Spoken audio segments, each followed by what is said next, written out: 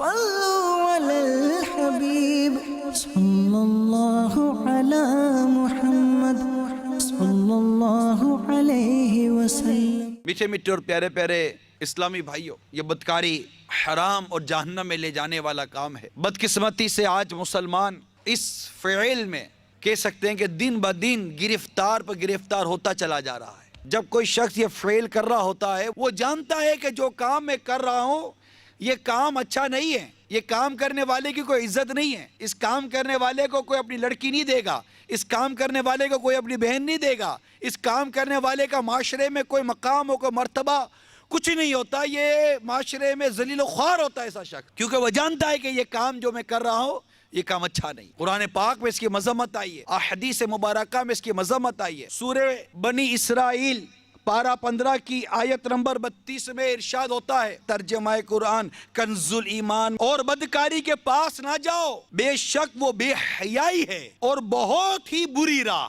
یعنی ایسا کوئی کام نہ کرو جو بدکاری کا محرک ہو، جو بدکاری کو حرکت دے، اس تحریک کو یعنی اس کی مومنٹ پیدا کرے اور بدکاری کا باعث اور سبب بنے۔ مثلا اجنبی عورتوں سے تعلق پیدا کرنا، ان سے تنہائی میں ملاقات کرنا، ان سے ہنسی اور دل لگی کی باتیں کرنا، فون پر ملاقات میں، ریسیپشن پر گئے، ایکسکیوز می جی، وہ آنکھ اٹھائے گی، ہم بھی آنکھ پھاڑ پھاڑ کر دیکھیں گے، اس کا تو کام ہی آپ سے مسکرا کر بات کرنا۔ آپ کو کیا ہو گیا ہے؟ جہاز میں آ رہے ہیں، ایئر ہوسٹس آ گئی، ایکسکیوز می، اور بھائی کیا ہو گیا آپ کو؟ نظریں نیچی کرو، کیوں لفٹ کرا رہے اس کو، کیوں بات کر رہے اس سے؟ اور پتہ ہے کہ جہاز میں عورت ہی ہے، اور کوئی ایسا کام ہوا کہ مجھے عورت ہی سے واسطہ پڑ رہا ہے، تو پھر اپنا انتظام ساتھ لے کر رہے آدمی، بات بچنے کی جا رہی ہے۔ اللہ نے فرمایا اور بدکاری کے پاس نہ جاؤ، یعنی ایسا کوئی کام نہ کرو جو بدکاری کا محرک ہو، حرکت دے۔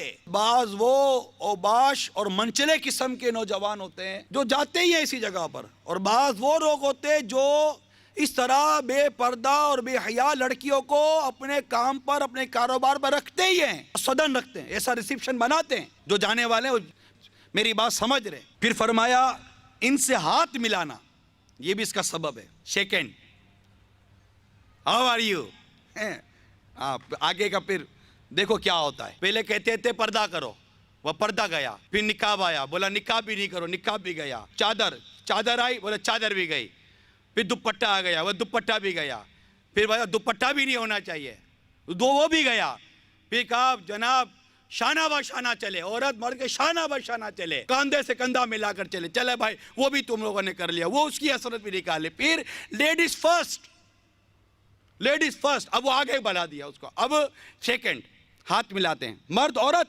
اجنبی مرد اجنبی عورتیں ہاتھ ملاتے ہیں، فوٹو کھنچواتے ہیں ہاتھ ملا کر۔ کیا ہو گیا ہے؟ کیا ہو گیا ہے؟ ارے یہ اجنبی عورت ہے، ہاتھ ملا رہے ہو، اور وہ ہاتھ بڑھاتی ہے، آپ کو کیا ہو گیا ہے؟ وہ تو ویسے ہی اپنے حیا کا پردہ چاک کر کے تو غیر مردوں میں آئی ہے۔ کوئی با حیا عورت اس طرح غیر مردوں میں آتی ہے کیا؟ وہ تو ویسے ہی اپنی حیا کا پردہ چاک کر کر آئی ہے۔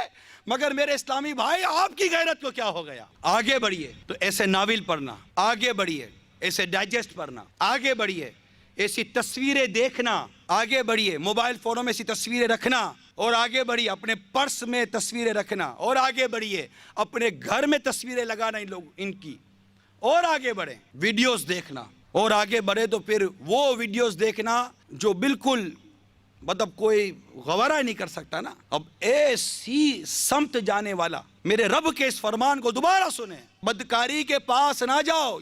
کہاں جا رہے ہو آپ؟ یہ اس کے اسکرین پر بیٹھ کر کس طرف جا رہے ہیں؟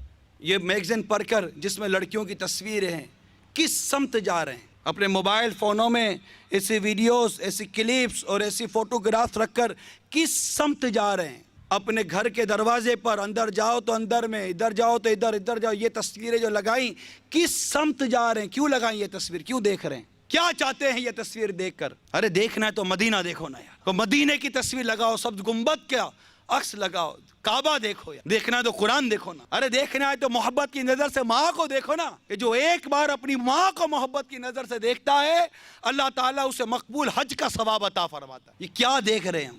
اور پھر کس سمت جا رہے ہیں؟ کیا مسلمان نہیں رکے گا؟ کیا اللہ کا بندہ نہیں مانے گا؟ جسے رب نے پیدا کیا وہ نہیں مانے گا، جو رب پر کلمہ پڑھتا نہیں مانے گا، جو نبی پر ایمان لایا نہیں مانے گا، جو قرآن پر ایمان لاتا نہیں مانے گا؟ کس کی مانیں گے؟ ہمارا رب منع کر رہا ہے، ہمارے آقا ہمیں روکتے ہیں، ہم نہیں مانیں گے۔ ایسے بے باک ہے، ایسے جڑی ہو گئے گناہوں پر، کب مانیں گے؟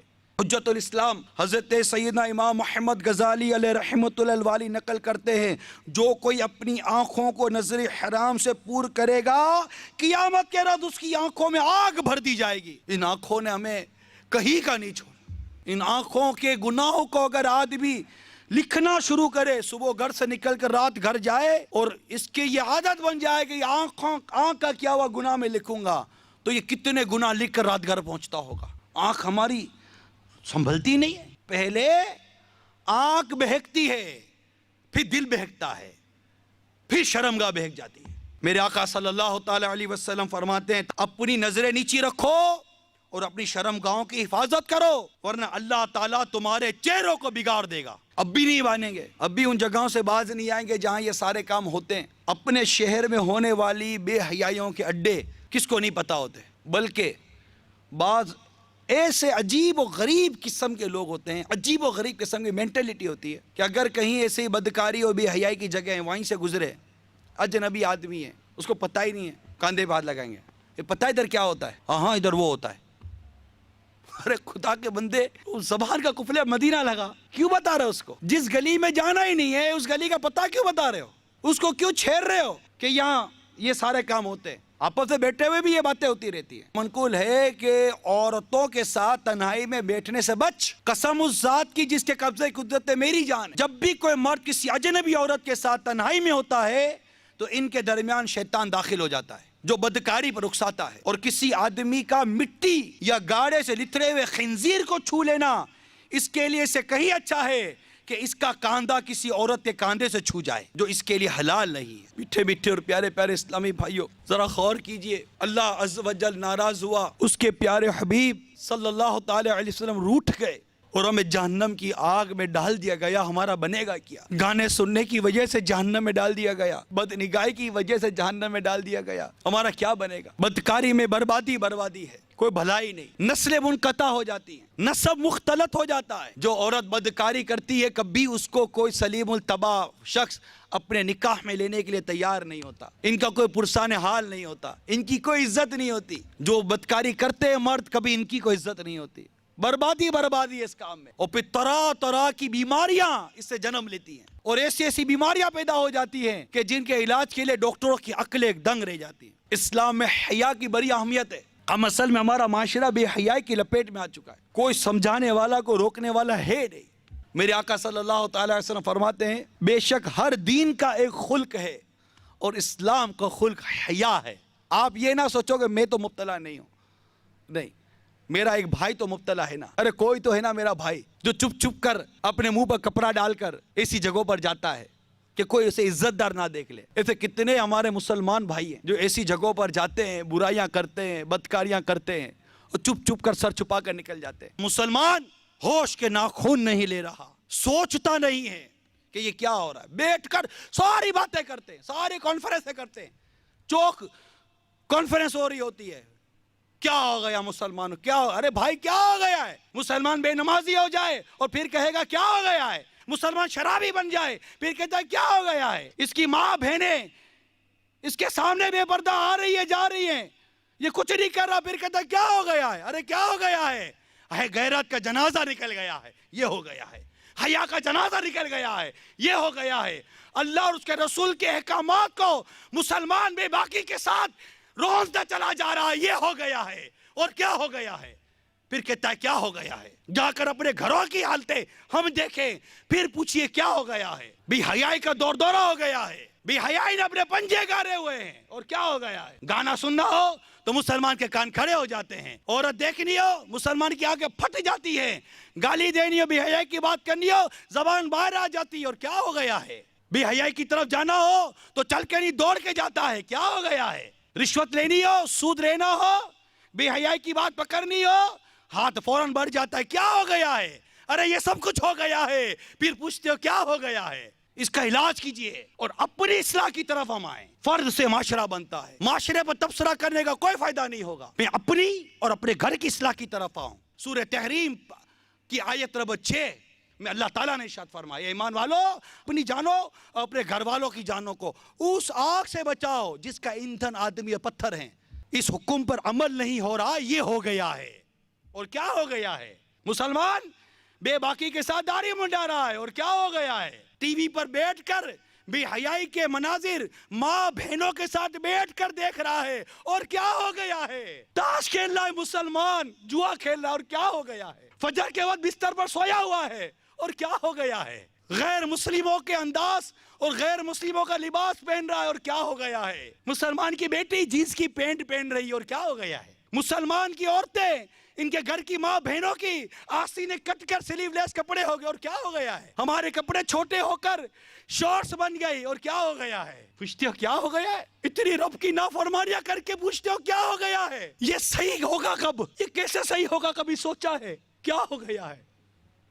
اے مسلمان، تجھے کیا ہو گیا ہے؟ تو کیوں کہتا ہے یہ کیا ہو گیا ہے؟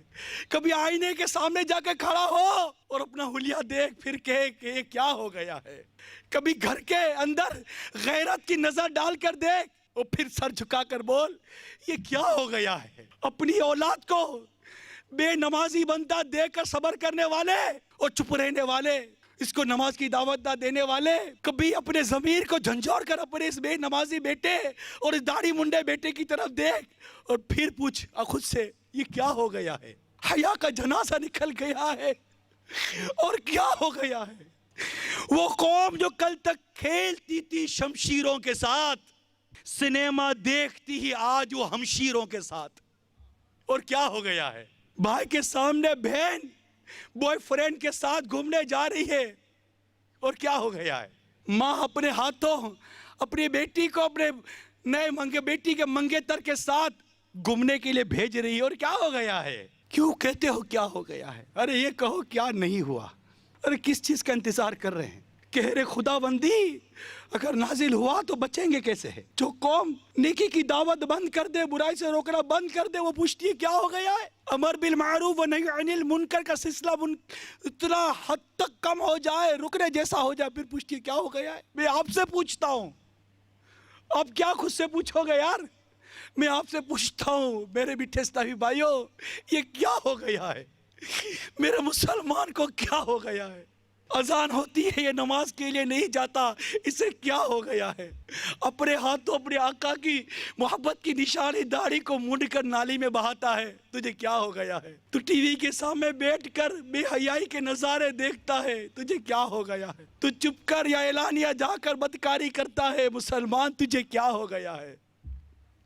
یہ تو ہم پوچھ رہے ہیں آپ سے، ہمیں کیا ہو گیا ہے؟ ہمیں ندامت نہیں آتی، ہمیں کیا ہو گیا ہے؟ ہمیں رونا نہیں آتا، ہمیں کیا ہو گیا ہے؟ افسوس نہیں ہوتا، ہمیں کیا ہو گیا ہے؟ خوف خدا سے دل کانپتا نہیں، کیا ہو گیا ہے؟ عشق رسول میں آنکھ بہتی نہیں، کیا ہو گیا ہے؟ امت محمد صلی اللہ تعالی وسلم کی بے عملی دیکھ کر دل کڑتا نہیں، کیا ہو گیا ہے؟ ارے حس مر گئی، اور کیا ہو گیا ہے؟ بے حس ہو گئے، اور کیا ہو گیا ہے؟ دولت نہیں آتی تو بے قراری ہو جاتی ہے، نیکی نہیں آتی، حس نہیں آتی، اور کیا ہو گیا ہے؟ کیا ہو گیا ہے؟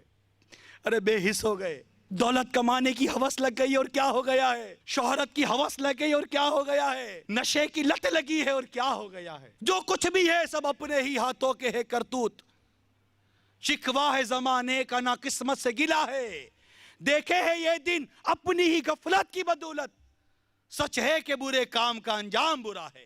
صلو علی الحبیب صلی اللہ علی محمد صلی اللہ علیہ وسلم۔